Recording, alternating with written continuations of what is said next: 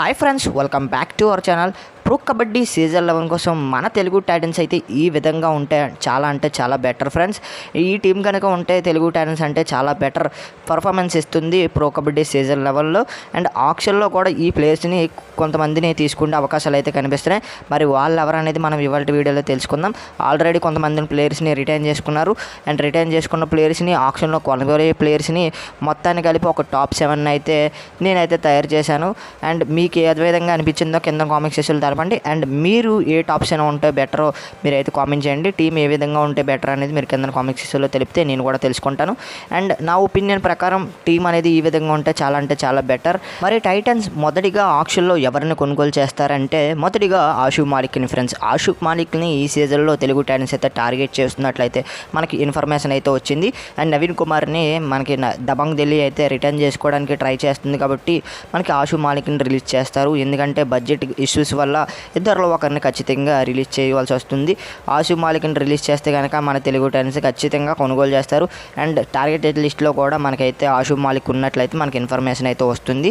ఇక చూసుకున్నట్లయితే right cover left cover చూసుకున్నట్లయితే లెఫ్ట్ కవర్లో అజిత్ పవార్ ఉండబోతున్నాడు. ఈ సీజన్లో ఖచ్చితంగా అజిత్ పవార్ మన టీంలో ఉండబోతున్నాడు. ఎందుకంటే రిటర్న్ అయితే చేసుకున్నారు ఎన్వీపీ ప్లేయర్స్ కేటగిరీలో. ఎందుకంటే 2 years కాంట్రాక్ట్ ఉంది కాబట్టి అజిత్ పవార్ అయితే ఈ సీజన్లో మరొకసారి తెలుగు టైటన్స్లో అయితే మనకి కొనసాగబోతున్నాడు. ఇకపోతే రైట్ కవర్ చూసుకున్నట్లయితే హర్యానాకి చెందిన సాగర్ రావల్ ఉండే అవకాశాలు ఉన్నాయి. ఎన్వీపీ కేటగిరీలో ఈ ప్లేయర్ని అయితే తీసుకున్నారు. అండ్ ఛాన్సెస్ ఇచ్చే అవకాశాలు అయితే కనిపిస్తున్నాయి. ఎందుకంటే లాస్ట్ ఇయర్ అయితే మనకు రైట్ కవర్లో చాలా వీక్ పాయింట్స్ అయితే కనిపించాయి. ఈసారి సాగర్ రావల్ని ఉపయోగించే అవకాశాలు అయితే కనిపిస్తున్నాయి మన తెలుగు టైటన్స్లో.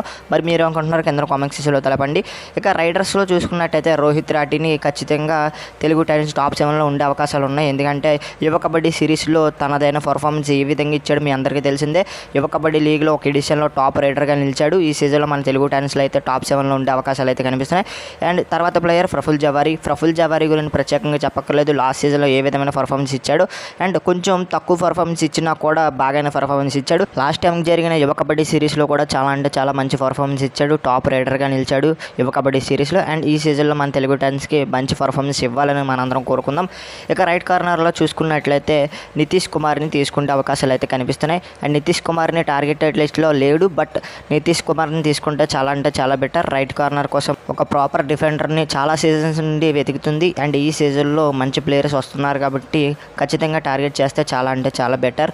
అండ్ తర్వాత ప్లేయర్ ఫజల్ అట్రాచెలి అయితే ఈ సీజన్లో తెలుగు టైటన్స్కి అవకాశాలు చాలా ఉన్నాయి, వచ్చే అవకాశాలు అయితే. ఎందుకంటే ఒక సీనియర్ మోస్ట్ క్యాప్టెన్ గురించి మన తెలుగు టైటన్స్ ఎదురు చూస్తుంది.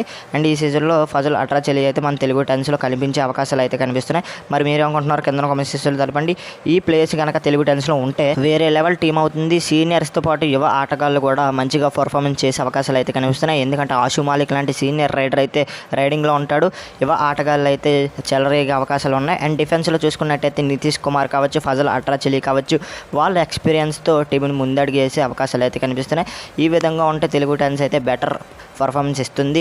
అది నా ఒపీనియన్. మరి మీ ఒపీనియన్ అంటే కింద కామెంట్ సెక్షన్లో తెలపండి. తెలుగు టైటన్స్ ఏ విధంగా ఉంటే బాగుంటుందో మీ ఒపీనియన్ అయితే కామెంట్ చేయండి ఫ్రెండ్స్. ఆక్షన్లో ఏ విధమైన టీం కొనుగోలు చేయాలో కామెంట్ చేయండి. వీడియో నచ్చితే లైక్ చేయండి, షేర్ చేయండి. మన ఛానల్ ఖచ్చితంగా సబ్స్క్రైబ్ చేసి పక్కన వచ్చిన బెల్ ఐకాన్ అయితే క్లిక్ చేయండి ఫ్రెండ్స్.